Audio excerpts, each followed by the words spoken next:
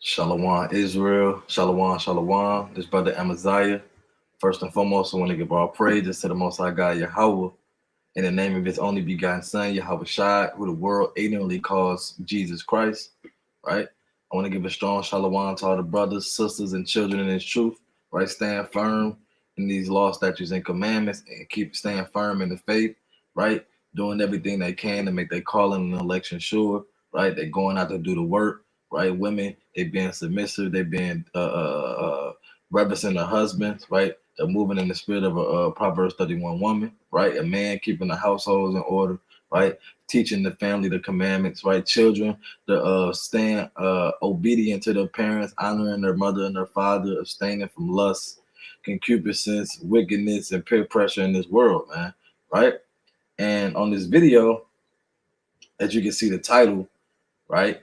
There's going to be a breakdown on Daniel 7 and the four beasts, right?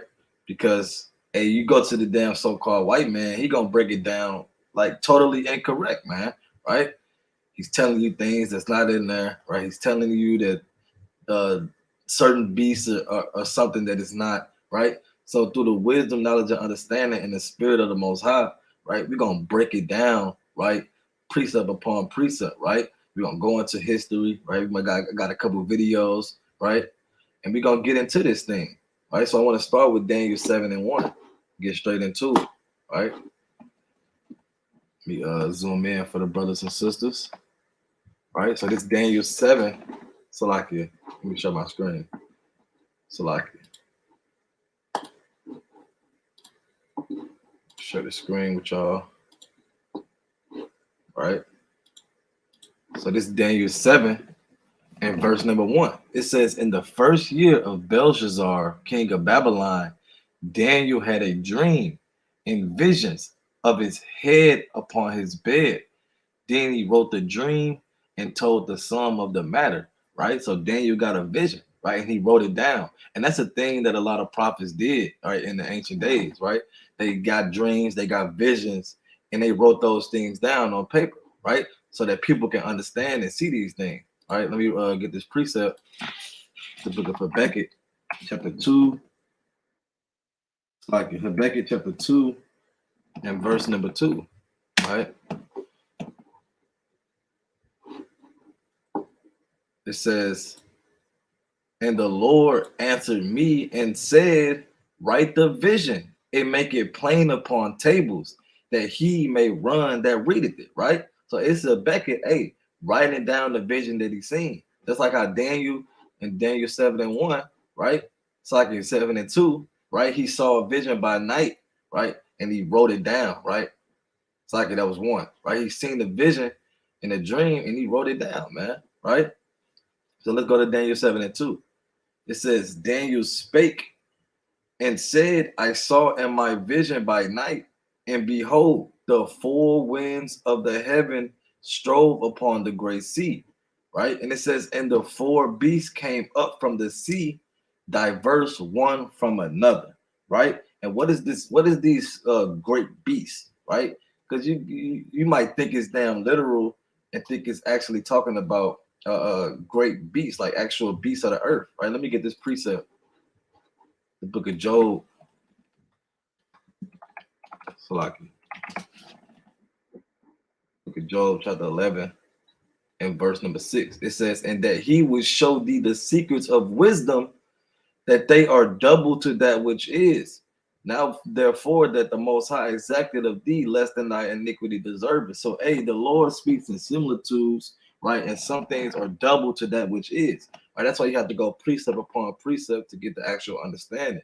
So when he's talking about those beasts, he's not talking about literal beasts of the earth. When Daniel was saying these things, yeah, he was saying beasts, but it was meaning a totally different thing, right? So let me get this precept on the beast. It's the book of Psalms, chapter 49. It's like 49. Right? It's a couple precepts on what beasts are referred to in the Bible. It's the book of Psalms, chapter 49 and verse 20. Man that is in honor and understandeth not is like the beast that perish. Right? So it says, man that is in honor and understandeth not. right? It's like beast that perish, right? So when you see that beast, sometimes it's referred to as man, right? Let me get a couple more precepts on that, right? It's the book of Second Peter, right? I got that one, Second Peter 2, Salaki.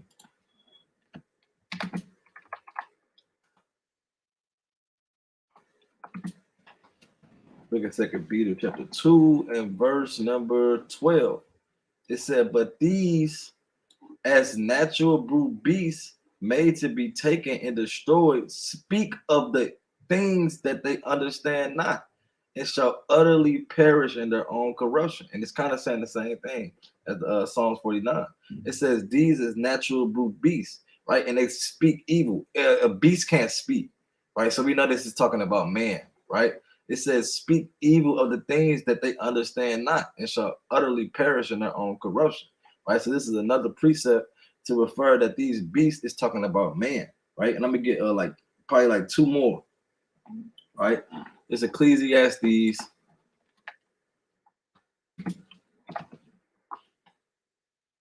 and verse 18.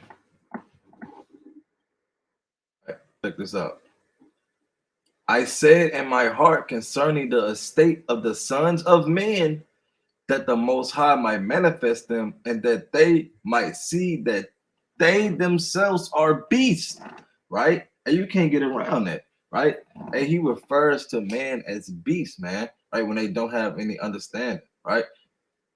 I'm gonna get one more on that just to seal the deal, right? Isaiah 59. The book of Isaiah, chapter 59 and verse 11. It says, we roar all like bears and mourn sore like doves. We look for judgment, but there is none, for salvation, but it is far from us, right? So he said we roar like bears, meaning he referring to himself as a beast, man, right? Because that's what we like beasts. So let's go back to Daniel 7, right? And those are four precepts that you can write down, right? To show you that those beasts that Daniel seen, it was referring to as men, right? And also, let me get into Daniel 7 because he got a precept in Daniel 7 and verse 17. Check this out. In the book, in the same chapter, right? Check this out. These great beasts, which are four kings, which shall arise out of the earth, right? That's plain. So those four beasts is talking about four kings, four men, right? So let's go back up.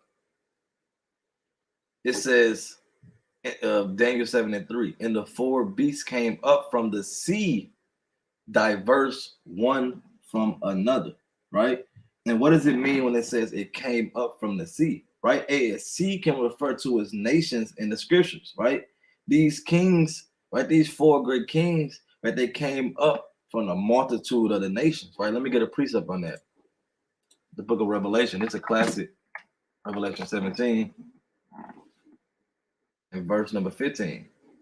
It says, and he said unto me, the waters which thou sawest where the whore sitteth are peoples and multitudes and nations and tongues, right? So those waters, right, that the beast came up from, the sea that the beast came up from is the multitude of the nations, right? So you have four particular kings of four particular nations rising up out of the multitude of the nations, right?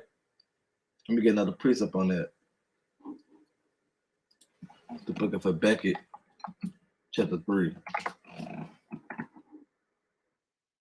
and verse number 6. He stood and measured the earth, and beheld, and drove asunder the nations, and the everlasting mountains were scattered. The perpetual hills did bow. His ways are everlasting, right? It says, I saw the tents of, let me jump down to 8. Was the Lord displeased against the rivers? Was thine anger against the rivers? Was thy wrath against the sea? That thou didst ride upon thy horses and thy chariots of salvation. So they asking, was the Lord pleased against the rivers, the seas, right? Because he know that those were referred to as the nations, right? It's not talking about the literal sea. Why would the Lord be displeased against the seas and the rivers, right? He made those things. They perfect to the Most High, but he's referring to it as the nations, right? It's not talking about the literal waters, right? That's how you have to get the understanding by going precept upon precept, right? So let's go back. Daniel chapter 7 and verse number 4, right? The first, so let's talk about the first beast. It says the first was like a lion and had eagle's wings. I beheld till the wings thereof were plucked, and it was lifted up from the earth and made stand upon the feet as a man, and a man's heart was given to it. Right. So this first beast that Daniel seen, which was referred to as a kingdom, like a nation of men, is the Babylonian Empire, the Neo-Babylonian Empire, which reigned from 626 BC to 539 BC, right? And they came into power by taking down the Assyrians, right? The Assyrian Empire, right? In the Battle of Nineveh in 612 BC, right? And it said it's like a lion with eagle wings, right? Let's look at a picture of that, right? So, hey, this is a symbol that the Babylonians had, right? They had the lion with eagle wings, right? That's how you know that this is literally prophecy and is linking up with history, man, right? So the Babylonians, the symbol was the lion right here with the eagle's wings, man, right? You can't get around that, right? And they took down the Assyrians to come in power, right? Which now, let me get this. It was in the battle with Nineveh, right? The Nineveh right here, right? They had the battle there, and they had all of these provinces, right? They had all of this land when they took over, right? That's the Neo-Babylonian Empire, right? That's the first beast. Let's go back, right? It says, Salakia. Let's see if I had more on that. 7 and 5. And behold, another beast, a second, like to a bear, and it raised up itself on one side, and it had 3 ribs in the mouth of it, between the teeth of it. And they said, thus unto it, arise, devour much flesh. So what is this second beast that's like unto a bear? It's talking about the Medo-Persian Empire, right? Let's get a picture of this bear, right? You see this bear, right? It's saying the same thing. I mean, it's showing what the precept or the scripture just said. It's a bear, and it raised up itself on one side and had 3 ribs in his mouth, right? So now we got to break down this vision that Daniel was seeing. He said this bear was raised up on one side. And what is that talking about? That's talking about when Cyrus the Great led a revolt against the Median Empire, right? Because they were separate at one point, right? They wasn't all together. It wasn't the Medo-Persian Empire, right? So it was when Cyrus the Great led a revolt against the Median Empire, right? And they totally conquered Media and they joined into one, right? Which created the Achaemenid Empire, right? Let's get I got a video pulled up for that. All right, we're gonna get into it to show you in history how this bear, right, lifted itself up on one side, right? And what's the 3 ribs in his mouth? Let me go back a little bit. Lord willing, I can hear it. Gathering the anti-Astyages nobles and befriending Cyrus. Right, in 552 BC, they decided to act. The prince, who was now in his 40s, made his way back to his homeland and raised it in revolt. Right, so this is Cyrus the Great raising a revolt, right? After winning an initial battle there and another on the border between Persia and Media, Cyrus and his allies crushed Astyages' army outside Pasargadae after Harpagus betrayed Astyages, taking Ecbatana soon thereafter. Almost immediately, Median governors in Hyrcania, Parthia, and Bactria submitted as well. Right, so him causing that revolt, right, it's making everybody submit, right? Now the Median Empire is slowly falling. It's this empire is slowly raising itself up on one side, right? Because he's slowly starting to take it over. The Achaemenid Empire, which was at its beginning a collaboration between Persia and Media, was born. Right, and that's where you form the Achaemenid Empire, the Medo-Persian Empire. It raised itself up on one side, right? And then it had 3 ribs in its mouth, right? We're going to see what that's talking about. In the aftermath, Cyrus dutifully administered his newly won domain. His territories were divided into semi-autonomous provinces known as satrapies and were governed by satraps, drawn initially from Persians and Medes alike. However, buoyed in confidence by a famously did all this under the cover of friendship treaties enacted with his powerful neighbors Babylon and Lydia.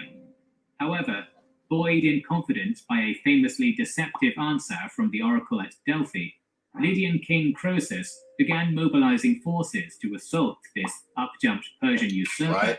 So this first rib that was in his mouth was the Lydian Empire, right? And this is the first rib that the Neo-Babylonian Empire, the Medo-Persian Empire took down, right? So this is the first rib that was in his mouth. By 548 BC, likely informed by expertly employed spies as to the military buildup at the Halys River, Cyrus sent envoys to the Ionian Greeks, asking them to stay out of the upcoming war. However, cities loyal to Lydia refused outright, with the exception of Miletus. This decision among the Aegean Greeks would eventually, over half a century later, trigger. It's like I'm gonna try to skip it forward. I'm gonna watch this video all day. It's a lot of damn YouTube ads, man. Croesus and his large army approached Teria and put it under siege. Hearing of the invasion at his capital of Ecbatana, right, so in 547 BC, which is the Battle of Thymbra, right, the siege of Sardis, right, is when the Medo-Persian Empire took down the Lydian Empire, right, which will be the first real. Cyrus marched west to confront the Lydians, joined at multiple stages by loyal armies from the satrapies. The core of his force consisted of Persians and Medes, but there were also Icanians, Sake, and many others. Teria had already fallen, and its people sent to Lydia as slaves when the Achaemenid army, probably lesser in size than the Lydian one, arrived. Sure in his ability to defeat Cyrus, the Lydian king drew up for battle. But in the clash that lasted the full day, the Persian center smashed straight through and badly bloodied his army. You see that's the Battle of Thymbra, right? In 547 BC. Croesus to withdraw to Sardis. The Lydian king expected that winter would stop the hostilities, so he sent emissaries to the allied Babylon, Egypt, and Sparta, calling on them to send armies in 5 months to assist him. Crucially, he also sent all his mercenaries away with similar orders. However, bucking the trend of warfare in this period, Cyrus pushed into Lydia and encamped in sight of Sardis. Croesus sent a formidable cavalry army out to face the Persians. Harpagus advised that their own cavalry be mounted on camels and form the vanguard in order to spook the Lydian horses. When the battle was joined, this maneuver succeeded, and Croesus, despite heavy losses, was able to retreat into the fortress of Sardis. Before the Persians encircled the city, Croesus managed to send out pleas for assistance now. I'm going to skip it forward a little bit. All of Asia Minor was now Achaemenid territory. Right, so they took him Croesus down. himself. Right, so that was the first rib. Right, now we're going to go to the next one, which is going to go into, which is the Neo-Babylonian Empire, right, that they took down to come into power. Right, so Neo-Babylonian Empire, that first beast, it fell by the Medo-Persian Empire, right, which was in 539 BC. Right? Empire. Far from the good old days of Nebuchadnezzar II, the current Babylonian king, Nabonidus, wasn't a good ruler. He diverted favor and funding away from Babylonian priests, neglected the common people, stopped renovation works on the city, and even cancelled the New Year's festival of the Great, intended to restore Marduk's supremacy in Babylon. In 540, sensing that the time was right, Cyrus dispatched his army to seize Babylon-dominated Elam with the help of a native revolt. This blow brought Nabonidus back from his retirement and to Babylon, where he took control of the army. Notoriously, he seized the sacred statues of his many domains, in order to ensure their obedience. The next year, Cyrus and his increasingly powerful army marched south to invade the Babylonian Empire, but he would do it as a liberator. However, their progress was blocked for weeks by a swollen tributary of the Tigris River just north of Opis. Although the obstacle was overcome by Persian troops digging many channels around the river to divert its course, this delay allowed Nabonidus to assemble a large army and advance north. The king himself, however, remained ensconced at Sippar, while General Gabara conducted the war. The battle took place in the last days of September near Opis. Right, so that's the What we Battle do of know is- Opis, right? Opis, which was in 539 BC, which was when the Medo-Persian Empire took down Babylon, right? That Cyrus's forces, fighting under the gold and red Shabaz standard, won yet another crushing victory. Opis was plundered, while Gabara surrendered, earning a place in the Persian hierarchy. Nabonidus went south by river. Rather than facing another hostile Alright, so I'm army gonna in the skip it field, forward. Cyrus instead arrived with his vast Let's skip it forward. Salakia.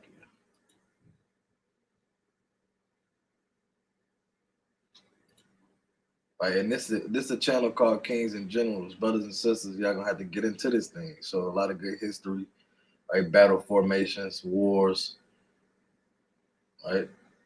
Got to get in this thing.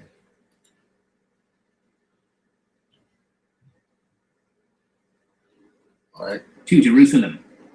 Not only did he restore Jews to their homeland, but it's also said that Cyrus ordered the construction and So let me go back.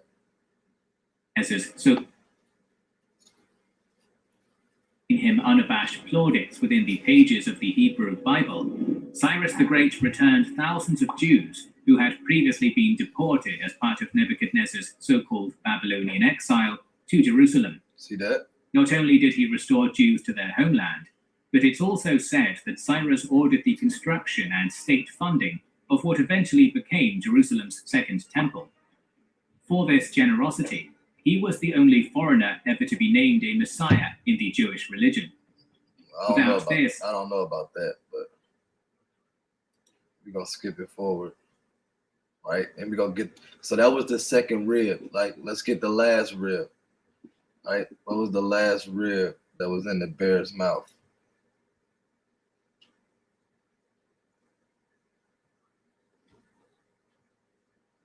Like, damn ad coming up. It's lucky.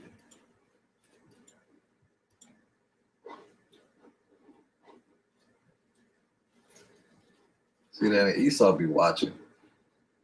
How does he know I'm on StreamYard? Right. Oh, All his successes, was informed that the previous chieftain of this bothersome people was dead. In his place ruled the daunting Amazon-esque Scythian queen, known to us as Tomiris. Imperial expansion would wait until after. Well, Christianity and Islam might never have existed at all. Following the Persian annexation of Babylon and its rich empire, the only possible rival remaining to Cyrus was Egypt, but that particular issue of imperial expansion would wait until after the founder's death. There is a gap in the ancient sources after about 539, during which the great king probably administered his provinces, stabilized the empire, and laid down building blocks that would provide a strong foundation for centuries of prosperous rule. Xenophon tells us that when the king wasn't out on campaign with the army, he would reside for 7 months of the year in well, I don't Babylon. think they're gonna show it in this video, but I'm gonna look it up. Right? So the Medo-Persian Empire took down Egypt in 525 BC in the Battle of Pelusium. I'm spelling it correctly. Salakia. Right there. Which they also call it a Battle of Cats. Right? The Battle of Pelusium was the first major battle between the Achaemenid Empire and Egypt. This decisive battle transformed the throne of the pharaohs of Kamsi II of Persia, making the beginning of the Achaemenid 27th dynasty of Egypt. So they took it over in 525 BC, right? And something they called a Battle of Cats. Why did they call it the Battle of Cats? Because the Medo-Persian Empire came in with cats on their shields, and they came in with literal cats, right? And the Egyptians, they used to worship cats, right?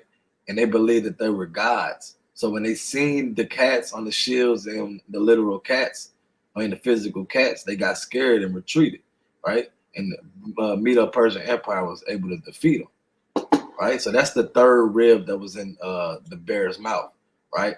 So you got the first one, which was the Lydian Empire, right? Which was 547 BC, which was taken down in the Battle of Thymber. The second rib was Neo-Babylonian Empire, the Battle with Opis in 539 BC. And the third rib was the Egyptian Empire, the Battle of Pelusium, or you can call it the Battle of Cats in 525 BC, right?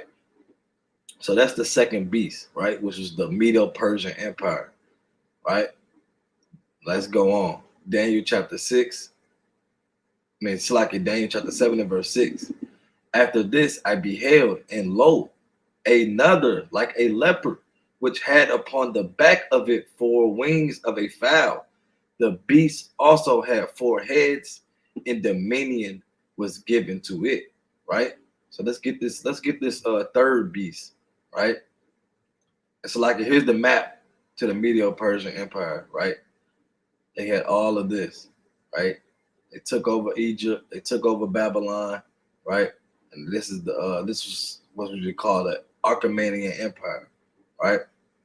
And they took over Lydia, right? So this is the map for the second beast, which was Medo-Persian Empire, Salakia, right?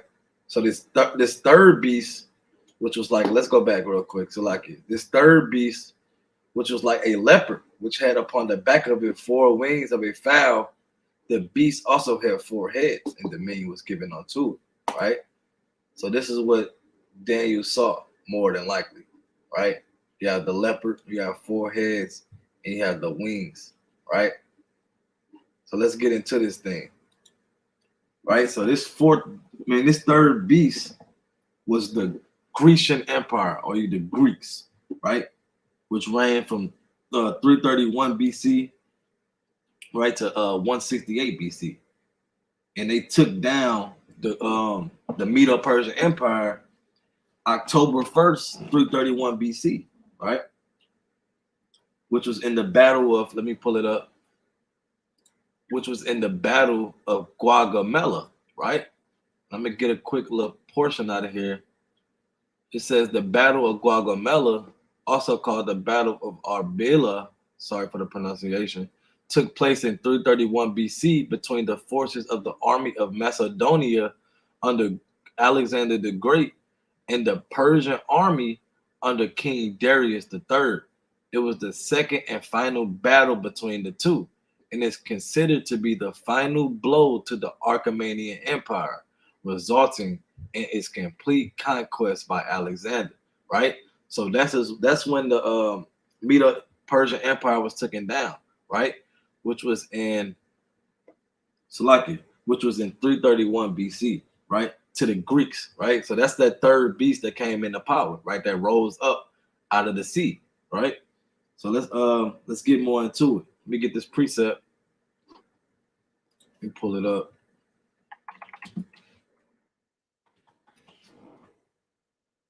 And let's pull it up in the book of First Maccabees. Salakia. All right.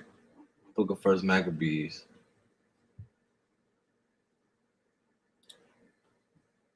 Chapter 1 and verse 1. All right. Let me get some in for the brothers and sisters. All right. And it says, and it happened after the Alexander, son of Philip, the Macedonian, who came out of the land of Shittim, had smitten Darius, king of the Persians and Medes, that he reigned in his stead the first over Greece, right? So that's what we just read, the Battle of Gaugamela in 331 BC, right? Alexander took down Darius the king of Persia and Medes, man, right? And reigned in his stead, right? Verse 2, and made many wars and won many strongholds and slew the kings of the earth and went through to the ends of the earth and took spoils of many nations, insomuch that the earth was quiet before him, whereupon he was exalted and his heart was lifted up. And he gathered a mighty strong host and ruled over the countries and nations and kings who became tributaries unto him. And after these things, like I'm gonna stop right there, right? So this is what Daniel's seen, right? This leopard, right? This third beast, right? Who had great dominion. It was dominion given unto him, man, right? And this is talking about Alexander the Great and the Greeks, man, right? In the Grecian Empire, right? Let's go more deep into it, right? Because what are those four wings that he's seen upon him? Those four wings are the four generals that came in power of the Grecian kingdom after Alexander the Great's death, right? So let me go back to First Maccabees, right, and let's see what happened. It says, Book of First Maccabees, chapter 1, and verse number 5. And after these things, he fell sick and perceived that he should die. Wherefore he called his servants, such as were honorable and had been brought up with him from his youth, and parted his kingdom among them while he was yet alive, right? So Alexander reigned 12 years and then died, and his servants bare rule every one in his place, right? And after his death, they all put crowns upon themselves, so that their sons after them many years, and evils were multiplied in the earth, right? So those four wings are the four generals, right? We're going to get into who those four generals were, right? And Alexander the Great died in 323 BC, some say, right? So those four generals is Cassandra, Ptolemy, Antigonus, and Seleucus, right? I got a map pulled up. Let's see if I can find it. All right. Let me find this map. Salakia. Right here. Right. So the kingdom got split after Alexander the Great died, and he gave it to his four generals. Those are the four wings, right? So Ptolemy, he had Egypt, right? Then you got Seleucus, right, which had the Mesopotamia. Then you got Cassandra, which had Macedonia, and you got, well, they say Lysimachus, right? But through research, you have Antigonus, which had Greece and Asia Minor, right? So those are the four wings, right? Which is the four generals. So let's go back to Daniel 7. It says, Daniel chapter 7 and verse 6, after this I beheld, and lo, another like a leopard, which had upon the back of it four wings, which is the four generals of a fowl. The beast also had four heads, and dominion was given unto it, right? So let me get this other precept in the book of Daniel chapter 11, right? Because it's all saying the same thing, right? And that's why you got to go into history to link it up. Book of Daniel chapter 11 and verse 3. And a mighty king shall stand up that shall rule with great dominion and do according to his will. This is talking about Alexander the Great. And when he shall stand up, his kingdom shall be broken, right? So his kingdom was split. It was broken after he died. He split it, right? And shall be divided toward the four winds of the heaven, and not to his posterity, nor according to his dominion which he ruled, for his kingdom shall be plucked up, even for others besides those, right? Because his kingdom was wicked after that, man, right? It was already wicked from the beginning, right? But great wickedness exceeded the earth, man, right? Once those four kings came into power, right? So this shows the prophecy that Alexander will rise in power and his kingdom will be split in four, right? Which is saying divided toward the four winds, right? Which was Alexander the Great's four generals, right? So that third beast is talking about the Grecian Empire, right? The Greeks. Let's read on. Daniel chapter 7 and verse 7. After this, I saw in the night visions, and behold, a fourth beast, dreadful and terrible, and strong exceedingly, and it had great iron teeth. It devoured and brake in pieces and stamped the residue with the feet of it. And it was diverse from all the beasts that were so like it was diverse from all the beasts that were before, and it had 10 horns, right? So we gotta break that down, right? So that's seven. I mean, that fourth beast is talking about the Roman Empire, right? And we're gonna break it down, right? So that fourth beast, right? It wasn't. Let's see what Esau said that fourth beast was in Daniel 7.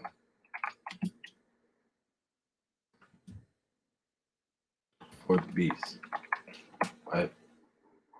Let's see what Esau says it looks like. Right, because you see, it didn't explain what the fourth beast looked like. Let's go back. All the other ones it said lion, it had the bear, it had the leopard, but it doesn't tell you what the fourth beast looks like.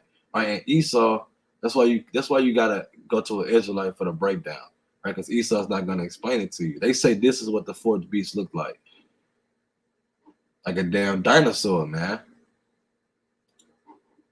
I see that, like a damn dinosaur back there with 10 horns. Is that what Daniel seen? Is that what the fourth beast was?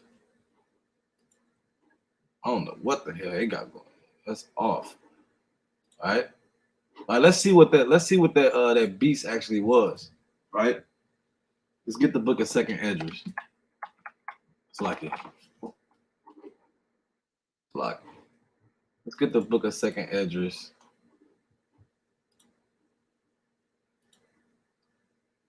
Chapter 12. All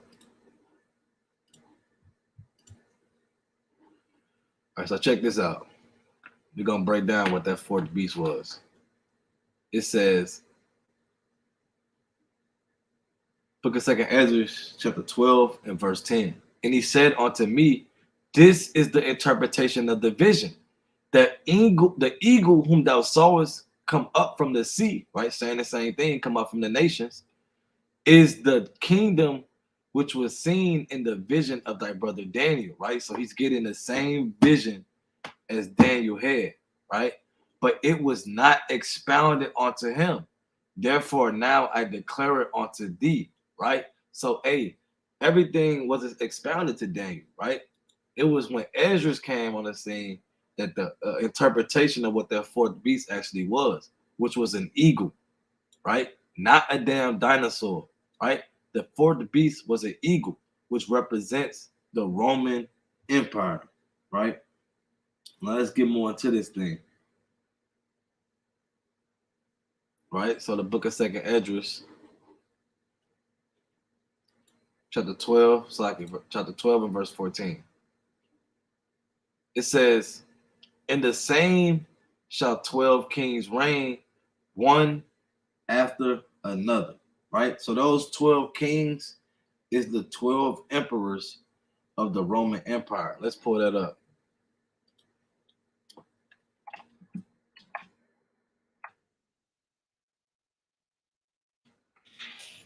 Block it.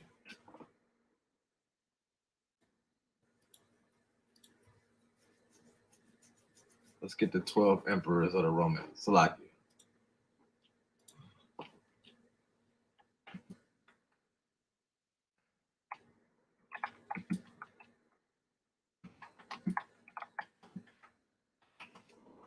Right.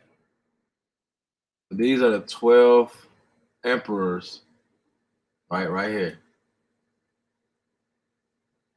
of the Roman Empire. Right. So you got Julius Caesar, Augustus, Tiberius, Claudia, Slakia for the pronunciation, Claudius, Nero. All right, can't see that last one. You got Claudius, Nero, Galba, Otto, Vitellius, Vespasian, Titus, and Domitian, right? So those were the 12 emperors, right, that Esdras was seeing, right? It said in the same 12 kings shall reign one after another, right? So you had 12 emperors of the Roman Empire, right? That's how you know it's linking up with history, right? It's spot on, right? And some of these people you can read in the Bible, right? You can read it in the scriptures of these people, right? So Augustus, right, which said, let me get this precept, right? Check this out. Book of 2nd Esdras, chapter 12 and verse 15. Right? It says, in the same shall 12 kings reign one after another, whereof the second shall begin to reign and shall have more time than any of the 12. Right? So if you go into history, Augustus,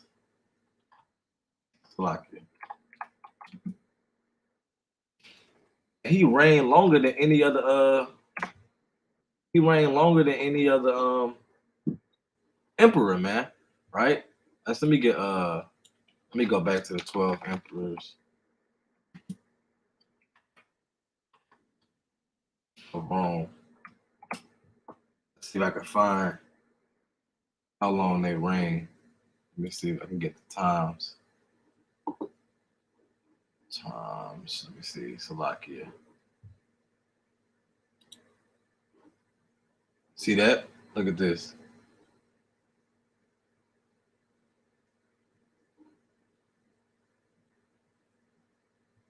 One, two, three, 4, 5, 6, 7, 8. Right. So this is all of them, right? But the 12, you see Augustus, and he reigned the longest, right?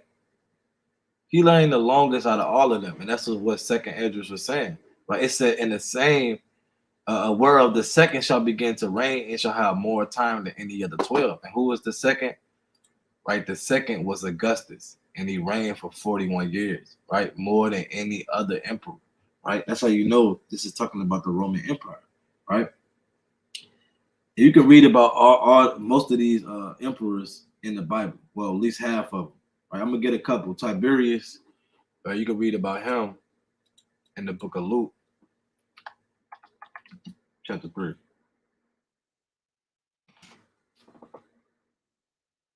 Right? Book of Luke, chapter 3 and verse 1. Now, in the 15th year of the reign of Tiberius Caesar, Pontius Pilate began governor of Judea, and Herod being tetrarch of Galilee, and his brother Philip tetrarch of Iturea, and of the regions of Trachonius and Lysanias, the tetrarch of Albaline. Right. So here we have Tiberius Caesar, right, which is the third emperor of the Roman Empire. Right. Then you got Claudius, which was the fifth emperor. Right, we can read about him in the book of Acts 18, right? And this is just showing you that, hey, this history is in the Bible, man. Right? Check this out. After these things, Paul departed from Athens and came to Corinth, and found a certain Jew named Aquila, born in Pontus, lately come from Italy, and his wife Priscilla, because that Claudius had commanded all Jews to depart from Rome, and came onto them. So there's Claudius in the Bible, right? Which is the fifth emperor of the Roman Empire, right? Then we're gonna get Nero, right? These just a couple precepts that y'all can add to your sword, right? Linking up history with the Bible, right? The 2nd Timothy chapter 4 and verse 22, right? It says, so you know what I want?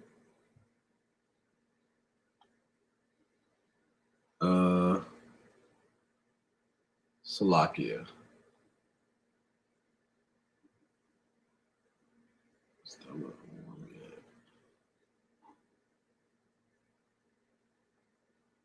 Right, check this out. Right, so you have the footnote, right? 2 Timothy 4 and 22.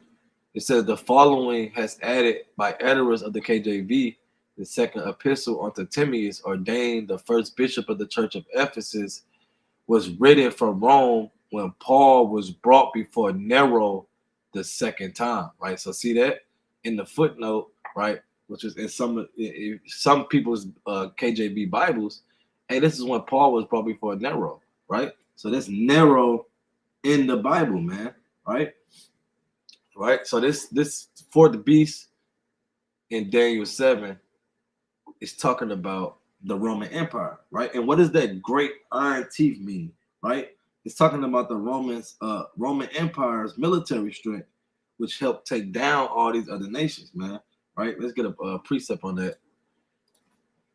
The book of Psalms, chapter 58.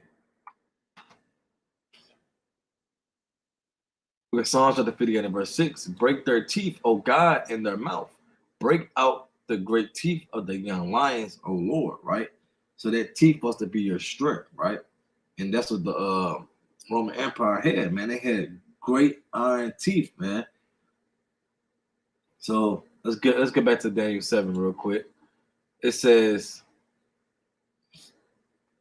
after this I saw in the night visions, and behold, a fourth beast, dreadful and terrible and strong exceedingly, and it had great iron teeth, and it devoured and break in pieces, meaning it's taking down all these nations. And it stamped the residue with the feet of it, and it was diverse from all the beasts that were before it. And it had 10 horns, right? And what is these 10 horns? Right? These 10 horns make up the European Union, right? In the European Union, those 10 horns was Denmark, Luxembourg, Ireland, Belgium, Italy, Netherlands, Germany, France, Greece, and UK, right? Let me get a precept on that in the book of Revelation, chapter 12, and verse number 3, right? It says, and there appeared another wonder in heaven, and behold, a great red dragon, talking about the Roman Empire, having 7 heads and 10 horns and 7 crowns upon his head, right?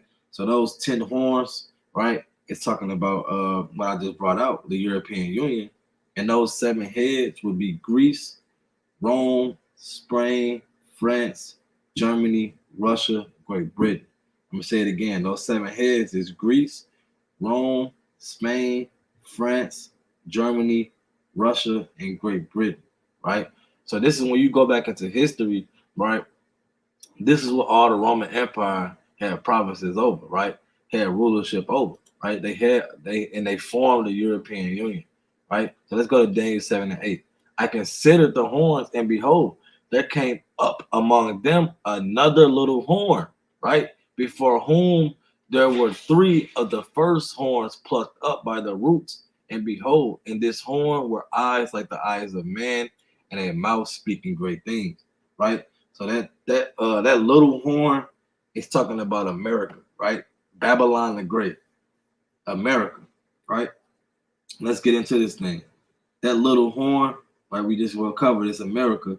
It says the 3 of the first horns plucked up. Those 3 horns of the first plucked up is America taking down 3 of those nations to come in power. And what are those 3 that came in power? Right? It's talking about Spain, France, and the British, right? It says, well, let's pull it up. Let's get this map. New Spain, New France, and the British colonies.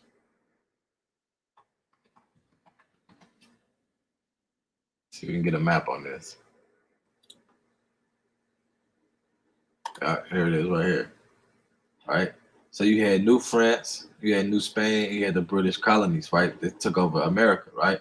So that little horn that rose up is America, right? To take down these three territories, man. Right? So they took down the France in the French and Indian War, which is 1754 through 1763, right? Took down Britain, right, which is the Great Britain, it's like in the War 1812 and the Revolutionary War, which was in 1775 through 1783, right? And they took down Spain, right, in the Spanish-American War, which was in 1898, right? So, and they took out all these things to come in power, this little horn, right? Now it says, let's go back to Daniel 7. It says, and it had, in his horn were eyes like the eyes of man, and a mouth speaking great things, right? And what that's talking about, it said this is literally talking about the so-called white man coming deceitful with peace like a lamb and speaking proudly, trying to be like the Most High, right? Because that's how we know that's how Esau moves, man. Right? They speak these smooth words, but in their heart it was war, man. Right? Let me get that precept in the book of Revelation, chapter 13.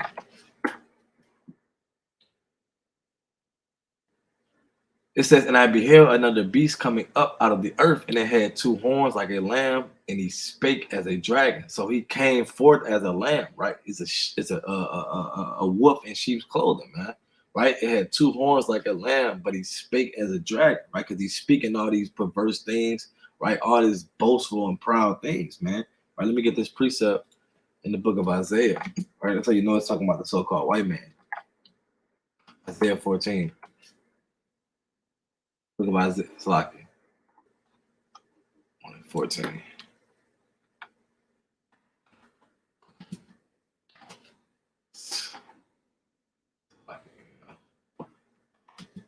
Isaiah 14. Book of Isaiah chapter 14 and verse 13. For thou hast said in thine heart, I will ascend into heaven. I will exalt my throne above the stars of the Most High. I will sit also upon the mount of the congregation in the sides of the north. I will ascend. It's like I will ascend above the heights of the clouds. I will be like the Most High. Right? So those are the perverse things speaking like a dragon, man. Proud and boastful, right? Wanting to be like the Most High, man. Right? Wanting to speak against the Most High and try to be over him, man, but you can't. Right? Let me get another precept. Book of Revelation. This is a reminder. Chapter 18 and verse number 7. This is a reminder. Leave the house for work. Right? Book of Revelation, chapter 18 and verse 7. It reads, how much she have glorified herself and lived deliciously. It's talking about Babylon the Great. It's talking about America. So much torment and sorrow give her, for she said in her heart, I sit a queen and am no widow and shall see no sorrow. So these are these great things that is speaking of, man, right? Saying that, hey, who gonna take me down, basically, right? Who's gonna bring me down to the ground? Right? I just start up another precept in the book of Malachi, chapter 3. Is that what I want? Malachi. It's 1. Right? Check this out. It says, whereas Edom said, right? Talking about the so-called white man, right? Who runs America now. We are impoverished, but we will return and build the desolate places, right? So they always they saying they're gonna actually let me go to Obadiah. So like Obadiah. Check this out. I spelled it wrong.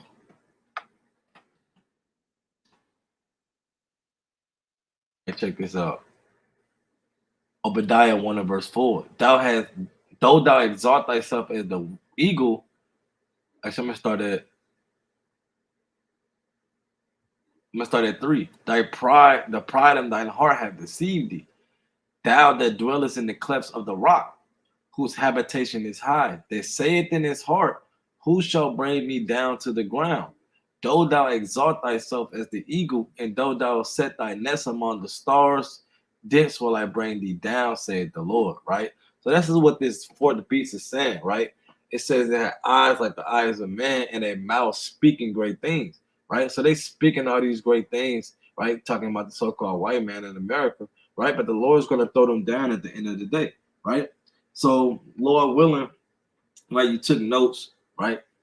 I'm probably gonna do another breakdown and finish the rest of Daniel 7, right, down to the end, right? But those was a breakdown of the 4 beasts, right? The first beast being the Babylonian Empire, right? The second beast being Medo-Persian Empire, right? The fourth beast being the Grecian Empire.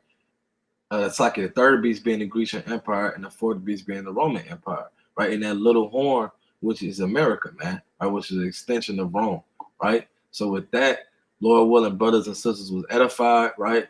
They took down notes, right? They study these things to show themselves approved, right? Actually make sure that they understand these things and not just trying to just regurgitate things that they heard, right? Actually go and study these things and make sure that it's actually true. Go into the history, right? Pull up things like videos, right? Pull up the maps, right? Get into the geography, get into all these things, man, right? So with that, Lord willing, brothers and sisters, edified, right? Stay strong in this truth. Continue to keep the commandments. Continue to keep the faith, right? Continue to do everything you can to make your calling and election sure. So with that, Kwame Asharala, Shalom.